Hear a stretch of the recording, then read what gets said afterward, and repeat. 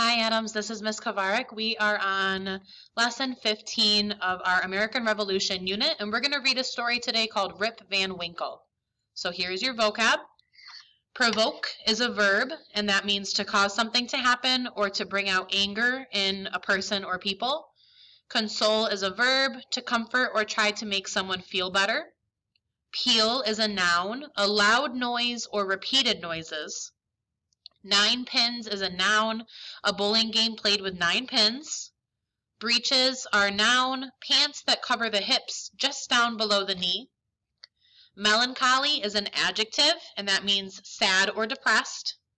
Skeptical is an adjective, which means doubtful. Revere is a verb, to respect or honor. And then henpecked is an adjective, and that is used to describe a man who is controlled or criticized by his wife. So again, this story is called Rip Van Winkle, and it's adapted from a story by Washington Irving. And he is also the author of the story we read last lesson, which was The Headless Hessian. So your big question today when we're reading this, think about how does Washington Irving weave fact and fiction together in the telling of Rip Van Winkle. So some things in here are facts from this time period, and other things are fiction, can't happen, not a true thing. So think about what is the fact here and what is the fiction.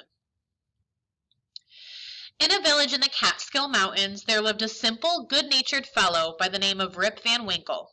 He was a kind neighbor, and the children would shout with joy whenever he approached. Rip Van Winkle was a lovable soul who was ready to attend to anybody's business but his own.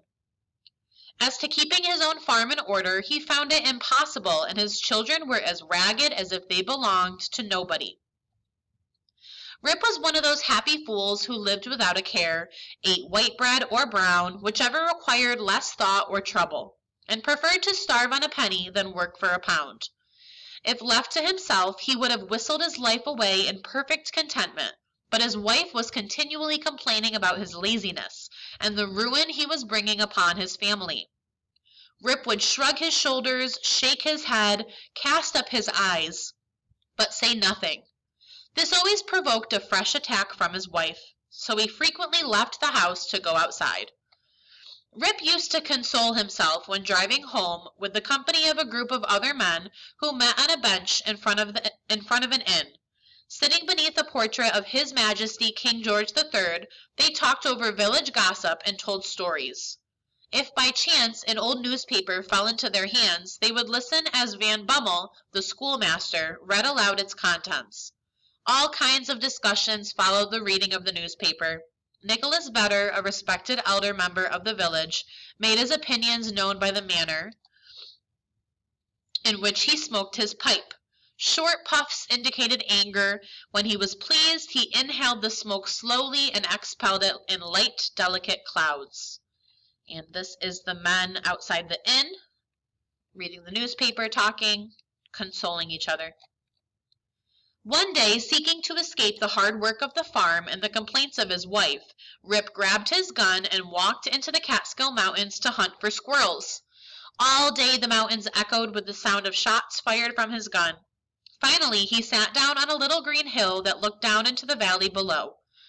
Rip admired the scene as evening gradually advanced and sighed as he thought about the journey home. As he was about to descend, he heard a voice calling, "Rip Van Winkle! Rip Van Winkle!" He caught sight of a strange figure climbing up the rocks, carrying something on its back.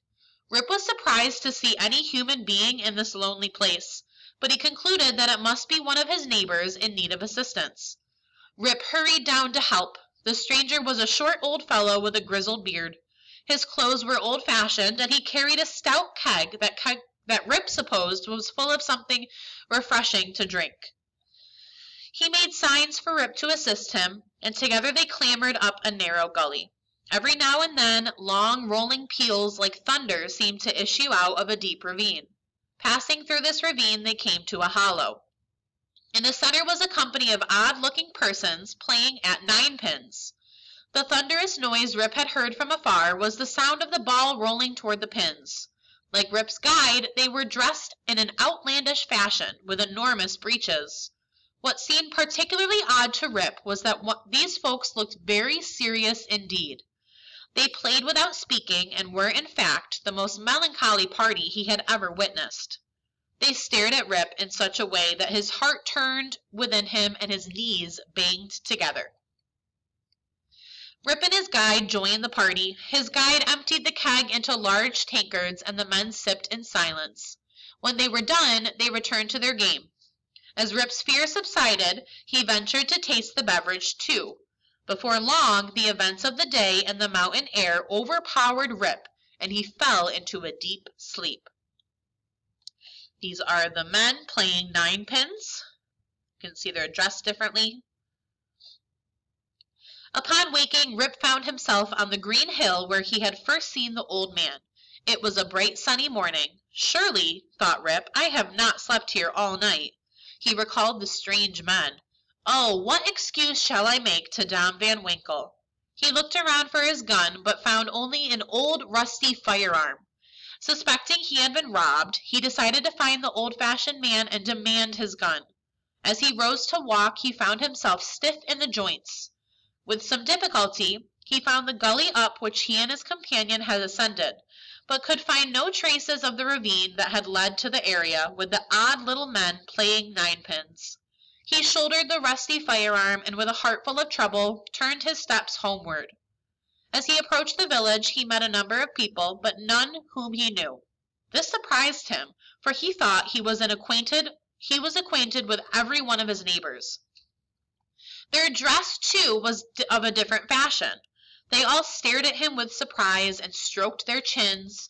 When Rip did the same, he found to his astonishment that his beard had grown a foot long. A troop of children ran at his heels, hooting after him and pointing at his gray beard. And that is the troop of children that's pointing at him and laughing, and there's Rip with his big long beard. There were houses in the village that he had never seen before, with unfamiliar names over the doors. He began to wonder whether both he and the world around him were bewitched. With some difficulty he found his own house. The roof had fallen in and the door was off its hinges. He entered and called for his wife and children, but all was silent. He spotted a dog that looked like his own and called out to him, but the dog snarled and showed his teeth. My own dog has forgotten me, sighed poor Rip. He hurried to the village inn. Before it now hung a flag with stars and stripes. He spotted the face of King George on the sign, but now his red coat was blue. His head wore a cocked hat, and underneath the figure was printed General Washington. There was a crowd of people around the door, but none that Rip knew. He inquired, "Where's Nicholas Vedder?" There was a silence. Then an old man replied, "Nicholas Vedder? Why, he is dead and gone these 18 years. Where's Van Bummel, the schoolmaster?" asked Rip. He went off to the wars and is now in Congress, the old man answered. Rip's heart sank at hearing of these sad changes. I'm not myself, he said sadly. I was myself last night, but I fell asleep. Now everything has changed, and I can't tell who I am. And there he is with the men. This is Rip. The bystanders looked at each other in puzzlement. Then a young woman pressed through the throng. She had a child in her arms, which, frightened by the gray-bearded man's looks, began to cry.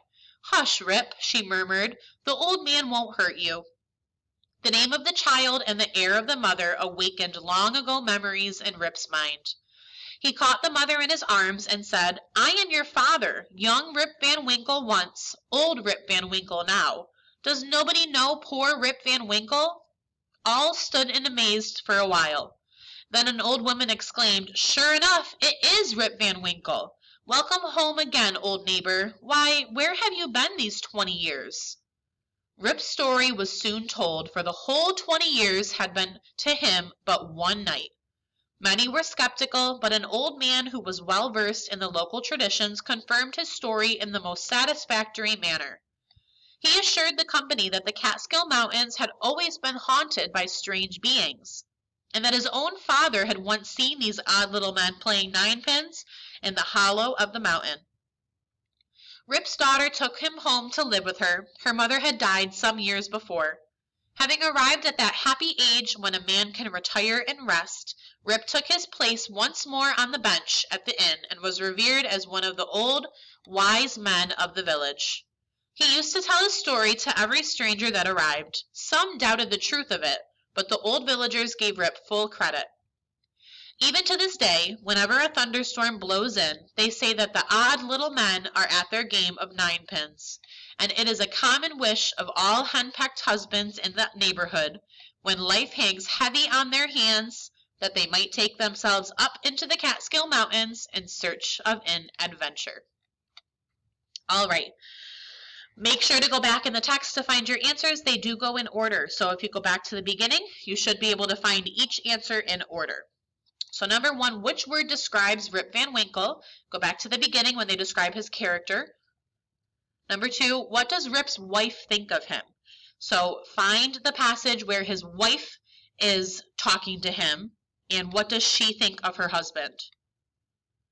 Number 3, why does Rip Van Winkle leave home? Number 4, what kind of mood is created when Rip encounters the strangers? So when he's in the mountains and he comes across those people he doesn't know, how is he feeling? Number 5, the word bewitched means under a spell. Why does Rip wonder whether he and the world around him are under a spell? So what happens that makes him think that he had a spell cast on him? Number 6 is true or false. A lot of time has passed since Rip wakes up. Number 7, Rip's friends are still in the village when he wakes up. True or false? Number 8, why do the villagers end up believing that Rip was asleep for 20 years? So something happens where the villagers are like, oh, he must be right. So what happens that makes them believe Rip? Number 9, after 20 years away, how is Rip Van Winkle treated by people in his village? So how do they treat him? And number 10, when does this story take place? The last question, you're going to write a 3-sentence summary. So remember, a summary is the main events that happened. So you're giving me an overview of what happened in this story. So think of 3 really important events that happened in this story and then write them out into 3 sentences. All right, that's it for your reading. You will have a separate video for skills today, so make sure to head on over there when you're done. Have a good rest of your day, guys. See you next time.